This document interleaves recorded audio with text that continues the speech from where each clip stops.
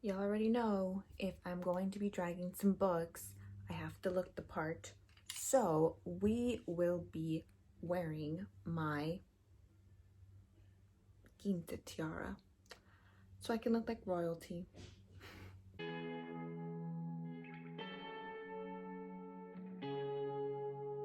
Hello friends, welcome back to my channel. It's me, it's Natalie. So for today's video, we are going to be doing something that I have been looking forward to do since I started my channel. It is my end of the year videos things. So my favorite books of 2020, my worst reads, disappointing reads 2020, anticipated releases for the next year. I am so excited just because me personally, I love watching these kinds of videos on my subscription feed. I'm really excited to actually partake in it. So I had actually filmed this. If you hear stuff in the background, I'm sorry. It is cleaning day at my house today. So I had actually filmed this already, fully filmed, like a 30-minute video. I loved it until I watched the back. And then I realized that I was being very mean. I was being very funny. Very funny. I think I was being very funny because when I was looking back, I kind of laughed at myself like, you're funny. But I was being very mean. And I realized, you know what?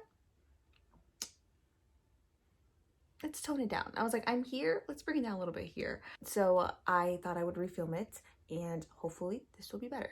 So yes, I am normally not mean to books on my channel. On my channel, I'm normally kind to books, like for the most part. If I don't like a book, I don't talk about it. Why, right? There's no need to. On Goodreads, I have like a 4.43 average rating, I want to say, and I for the most part enjoy every book that I pick up. For the most part, I don't really DNF books. I don't remember the last book that I gave 2 stars to. So for the most part, I enjoy books, probably because I only read the books usually that I buy, and I don't buy books unless I know for sure I'm at least gonna give it 3 stars. Maybe that's why. But anyway, so for the most part, I'm a very kind reviewer on here.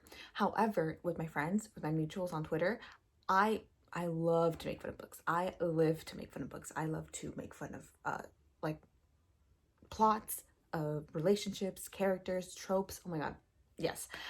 But here I'm a little bit kinder. So you know what? I thought today let's talk about my worst / disappointing reads of 2020, and let me let out my inner Aries Virgo. And you know what? Let's be chaotic together and let's be critics like Virgos.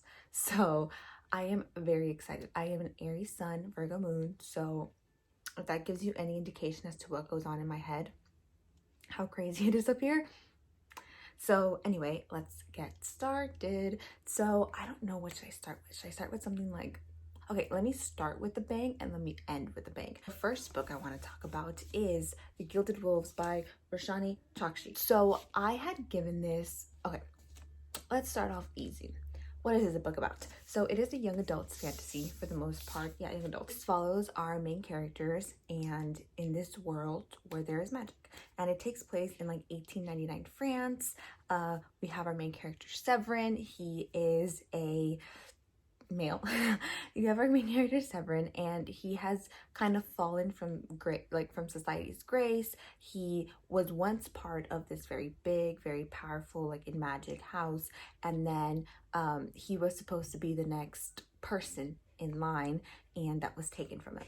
And so ever since then, he's been trying to reinstate himself in society by, you know, helping out, like he's been trying to reinstate himself not in like society but like in his society.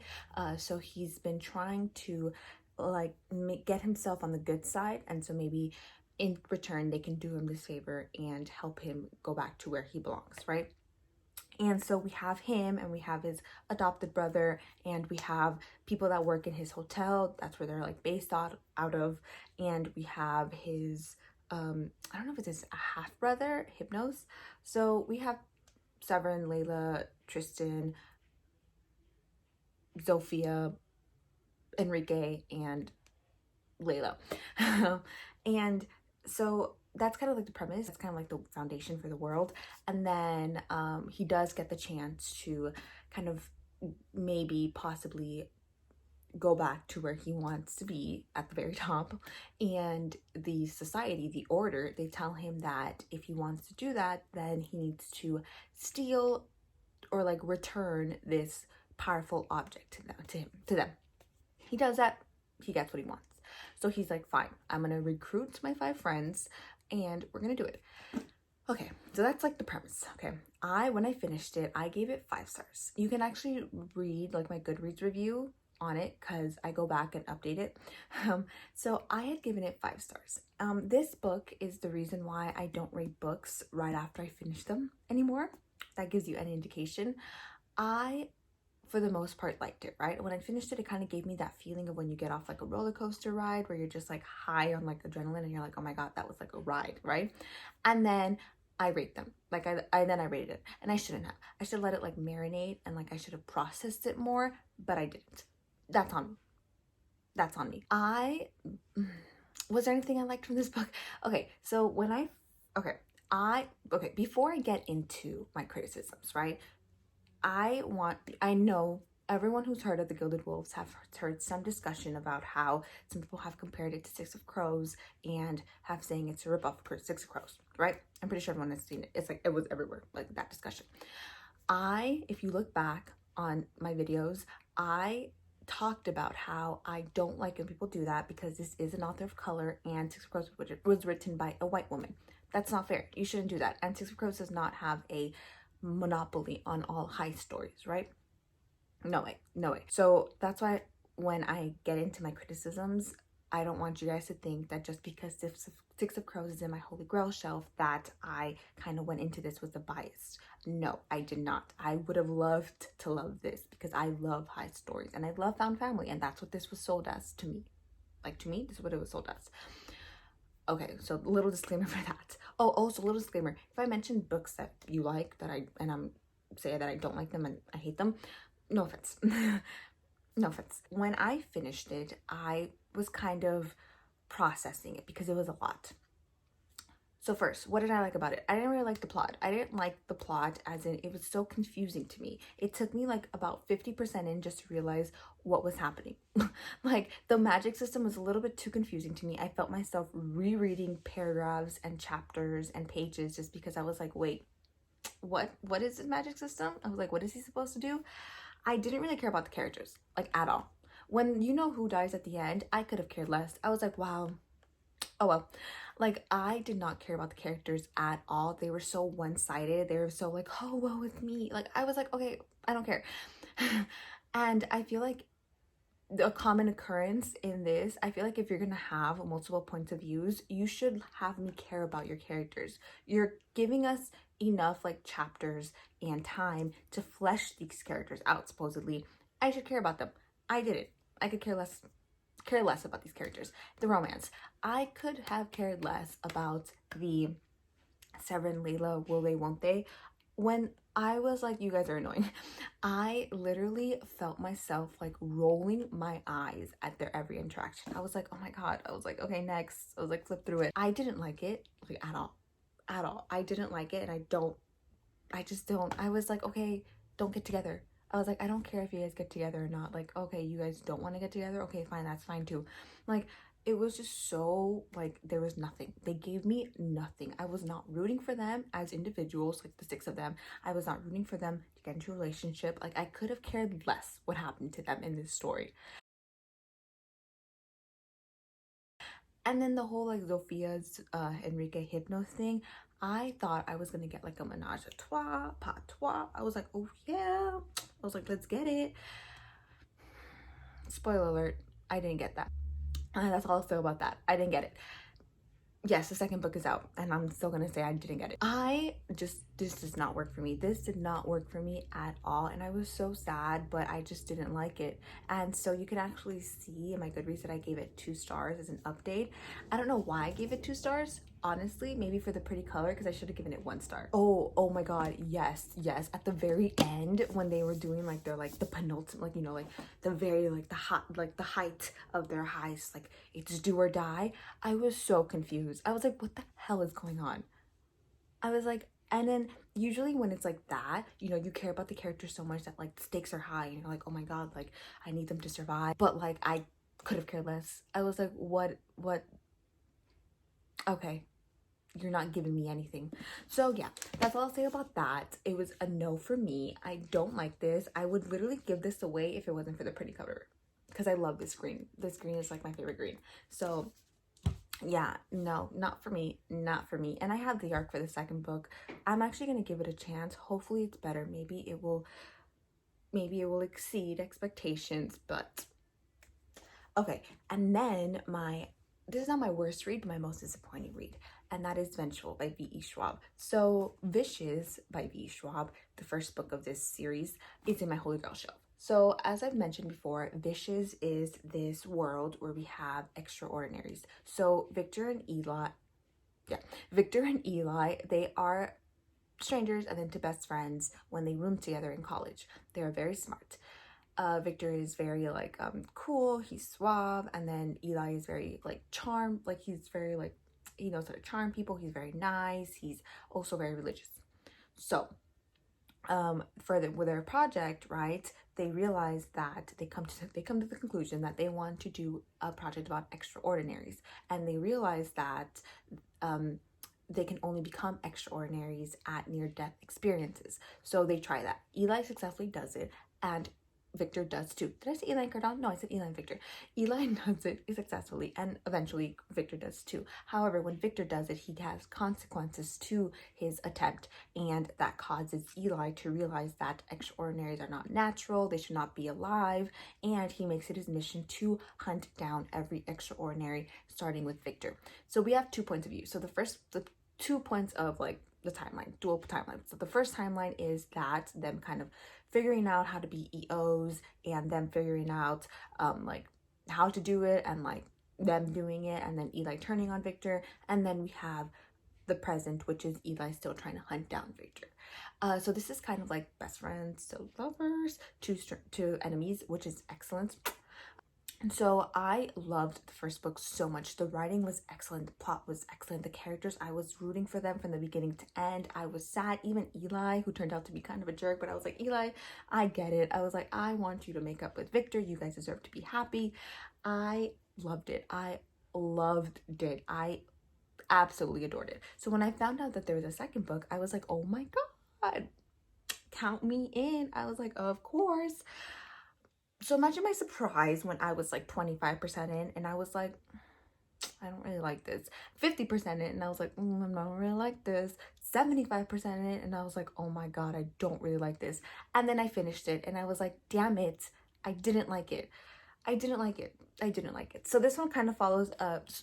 I was kind of intrigued to begin with, just because V.E. Schwab was saying that this has new plots, new characters. I was like, new characters, cool. So we have Marcella, and she is this wife of this mob boss. The mob boss tries to kill her, and she gets her powers, and she kills him, and now she runs it. Now she runs like the mob. There's this like mob thing. I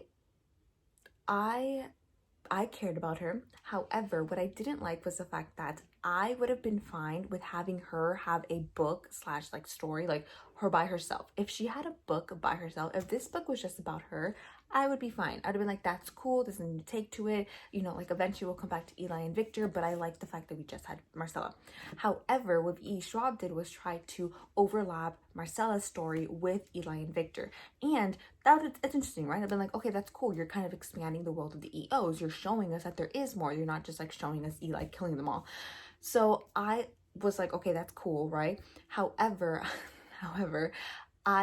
when V.E. Schwab was writing her story and like telling her plots, she didn't do a good enough job, in my opinion, of kind of connecting the two worlds and kind of showing us how one world interacts with the other one and how this one is relevant to the other one. I couldn't really see that, and when she was giving us that, I was like, really? I was like, are you sure you want to go down this route? So yeah, I don't know. It was just kind of disappointing to me. I gave this one 2 stars. It was kind of disappointing to me just because I thought that I was going to get way more than I actually got. And I was excited. I mean, I loved Vicious. And I'm still going to go for the 3rd book just because Eli and Victor, I love it. And I didn't really like how the 2nd book ended. If you guys know, you know. I'm excited for the 3rd one, kind of going hesitant in, but yeah, this is my most disappointing read. I was ready to put this in my Holy Grail shelf, and it didn't happen, and I'm really sad because I was so ready. I wanted to. I'm so sad. Like, I'm opening a wound. I was really excited for this to be a 5-star read, and it wasn't. But some people really liked it. Some people gave this one like 4 stars after like, so some people really liked the first one and the second one. So go at it at your own risk. I don't know. It just depends on you, because people who we have the same reading taste loved it, and people who we don't have the reading taste hated it. So, but then people who don't have the same reading taste as me also liked it too. So that's what I'm saying. Like, V. Shaw's writing is very toss up. I'm sure some of you guys know. So the next books that I want to talk about, I don't actually have the physical copies of them, so I will just put the covers somewhere. So the first book I want to talk about is The Honey Don't List. And this is the book where I was kind of like, when I was replaying it, this was one of the books. This is another book that I'll tell you guys.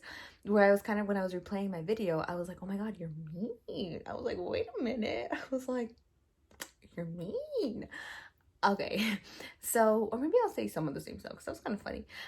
So this is the book that I read a while back. It's a romance. It's The Honey Don't List by Christina Lauren. I gave this book 3 stars. This is the book that kind of made me not want to pick up any more Christina Lauren books.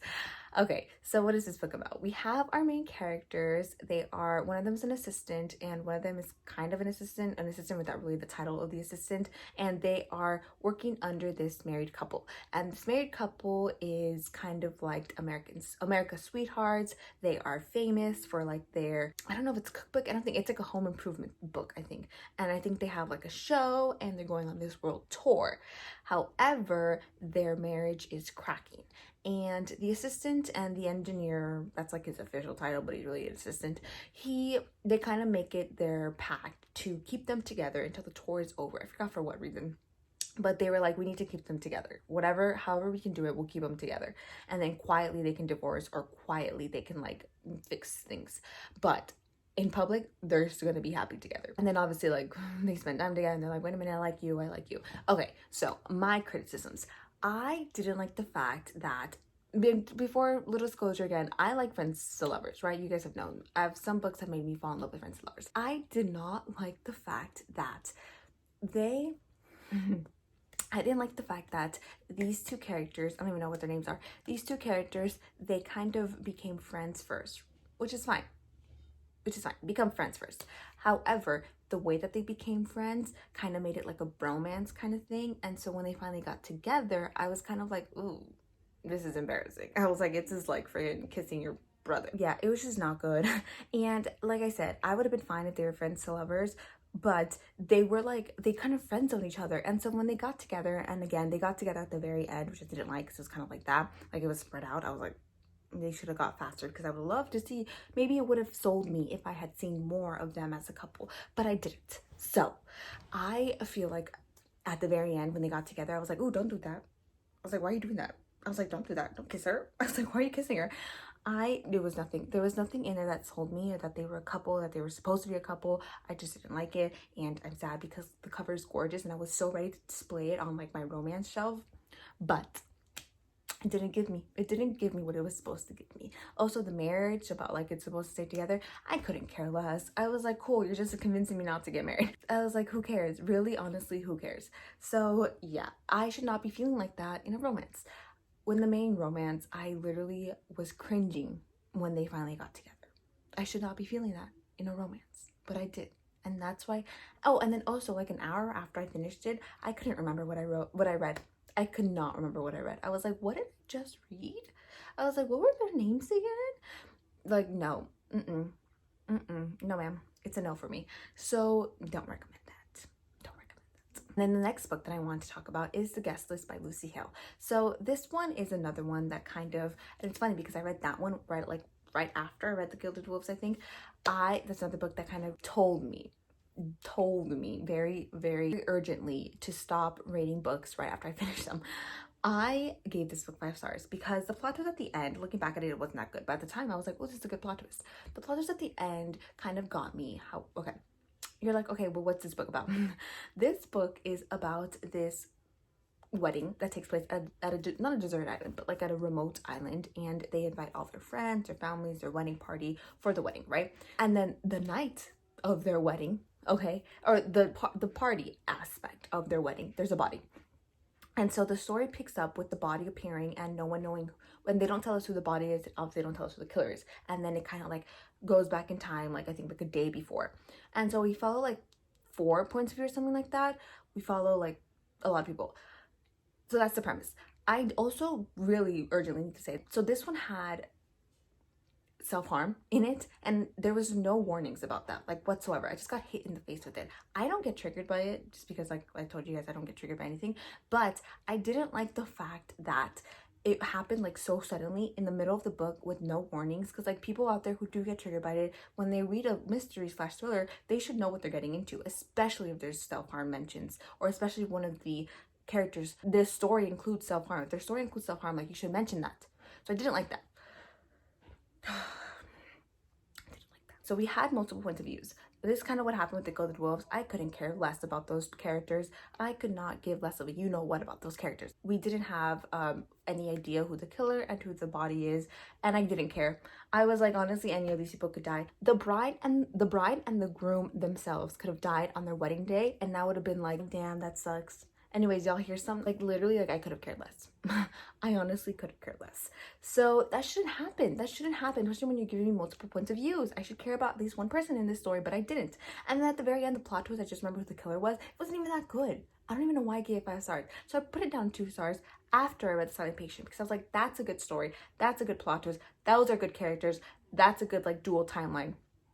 That's what I wanted, and I didn't get that, and I didn't get that in the guest list. So I was like, why am I giving the guest list 5 stars when I gave The Silent Patient 5 stars? I was like, there's no way in hell they're on the same level for me. So I updated my review. Oh my god, my house is so noisy. I'm so sorry. I know, I'm like complaining because they're cooking. I'm like, oh my god, they're cooking. Okay, they're cooking and they're cleaning. I really am a princess. Oh my god, they're cooking and they're cleaning. I need to film my video. Why are they being so loud? I'm sorry. Okay, so, and then the next book that I want to talk about, my 5th book that I want to talk about, is We Were Restless Things by Cole something. So this book was marketed to me, and this was an arc that I got. This book was marketed to me as a kind of Maggie Stiefvater kind of writing book. It had the found family trope, it had the Maggie Stiefvater writing, it had a mystery. I was like, ooh, yes, sign me up. You guys know the Raven Cycle is my favorite series of all time, so I was like, of course, sign me up. Maggie Stiefvater, I would like to issue you an apology for them ever using your name in vain, because no, sir, no ma'am. This was not like your writing at all, and I'm so sorry that they actually used you to promo this book, because no. Okay, so what is this book about? Oh god, I don't even remember. It was so bad.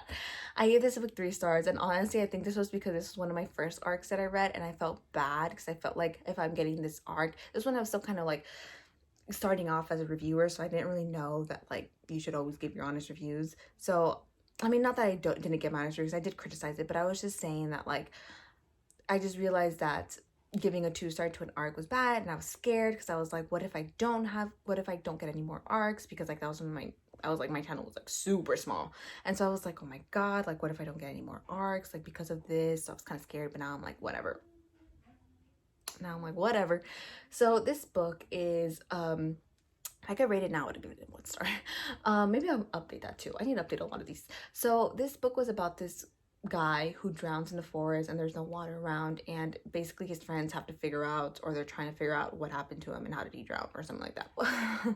I could care less. For me, this wasn't like a fantasy. For me, it was kind of like contemporary, because it was like little to no fantasy, like, or little to no fantasy and little to no thriller, and it was mostly like contemporary. Like they were just talking to us about their everyday lives, and I was like, I don't care. You guys are not interesting enough to me for me to want to read about your lives. I'm getting worked up.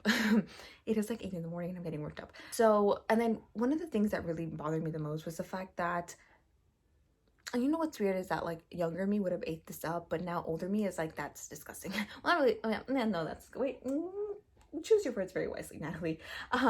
Is so one of the main romances in the book is this girl. This girl. She gets with her stepbrother.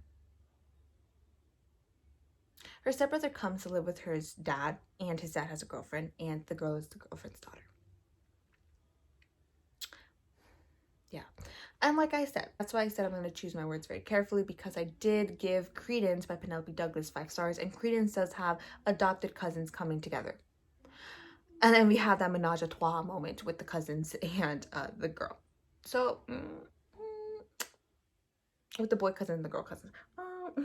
So as I said, I'm gonna choose my friends very wisely because I don't want to be a hypocrite. But I didn't like it. I didn't like it. It was not good. It was not good. I was not good. So I didn't like that, and it was just bad. And I think like halfway through, or maybe like 3/4 of the way through, I just started skimming. Like the last quarter, I was like, I could care less what is happening here. I just want to get it over with. Last book I want to talk about, and this is a book where I was kind of like, oh, wait a minute, Natalie, you're mean, and that is.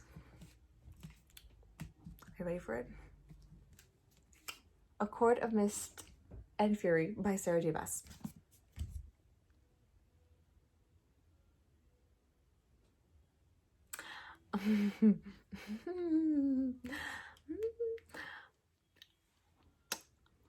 I have a rocky relationship with Sarah J. Maas, as you guys know. Throne of Glass for me is her better work. For me, ACOTAR is about fairies, right? The whole series is about fairies, fairies and meats. I liked ACOTAR. When I first read it, I was like, ooh, I like it. Fairies, sign me up. And then I did it. And I was like, oh, there's better fairies out there.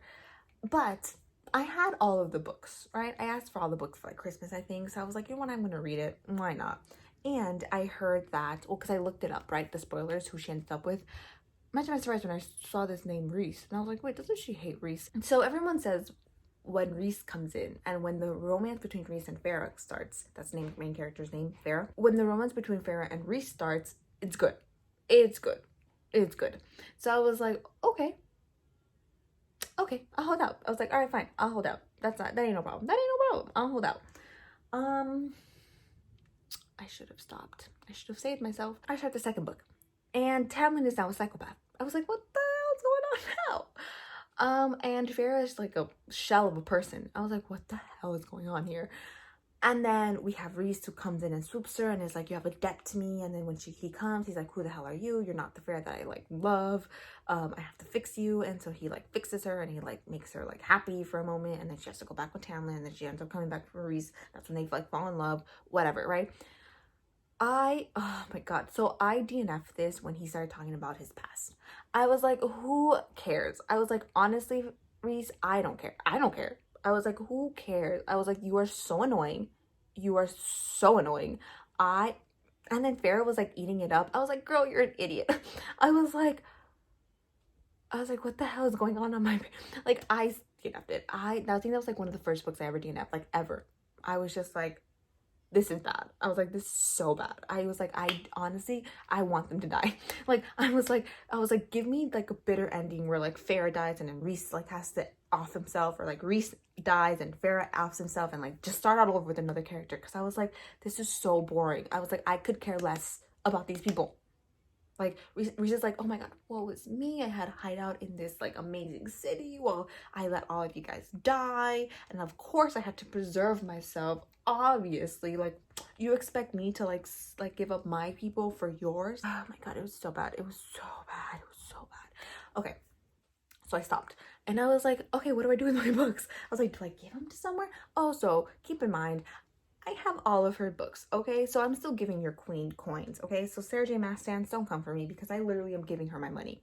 So trust me, she doesn't care that I talk bad about her books. All she cares about is my money, and I'm giving it to her. She's happy, I'm happy, we're all happy. What do I do with my books? Do I give them away? Like, do I punish someone like that where I have to lie to them and tell them that this book is good just so they can take it off my hands? And then Sarah J. Maas announced that the new book in the series is going to be Nesta and Cassian. I was like, praise be. I was like, thank you. I must have done something right in my past life because this is everything. This is what I want. As you guys can tell, I'm a Nesta stan. And in my past video, the one that I refilmed, I talked about Nesta stans. Just a little bit clip of me calling out my friend Sin. Roll the cake. Roll the beak. Roll the beak. Yes, I know people hate Nesta stans. Yes, I know people hate Nesta stans. Sin, I'm looking at you. I know. You've told me to get therapy many times because I'm a Nesta stan. So I understand people hate Nesta stans. I get it. I would hate me too. I'm a Nesta stan. I love Nesta. I absolutely love Nesta. I love her so much. She's so strong and she's so cool and she kind of gives me like Zoya vibes. I love Nesta. And so when I found out that she had Cassian like as a mate, I was like, okay, well now I can tolerate Rhys because he his friend. So if Cassian likes him, then that means that Rhys must be a good person. I am only going to continue this series. I'm so excited for the next book just for Nesta. Literally, I'm going to continue the series for Nesta and Cassian only, because everyone else, I don't care about everyone else, but Nesta and Cassian, my saving graces. I will continue it just for them. I love them. I love them. Anyways, yes. So that's my little A Court of Mist and Fury rant. Everything. I just, oh my god, I didn't like it, and like the fact that I wouldn't have this, like, I'm gonna put myself through Farrah and Reese's sex scenes. Oh, my poor eyes. I am so sorry. I have read pictures. I have seen pictures, obviously everyone, because it's laughable, but I've seen pictures of it on my timeline, and I'm like, what the hell is going on here? I was like, what the hell is this? Yeah. Anyway, so like I said, no offense if I talk about your books. So yeah, so those are the 6 books that I did not like. I did not to like in 2020, books that I will not pick up again, or books that are not for me. Okay, so that is it for me. I will catch you guys in the next one. The next one will be more positive. I will be talking about my favorite books of 2020. I'm really excited to film that just because I have some really, really good books that I really want to talk about. Okay, I will catch you guys in the next one. Stay safe. Oh, have a nice day. Have a nice evening. So formal. Stay safe and go read your favorite book for me. Bye. My guy's pretty like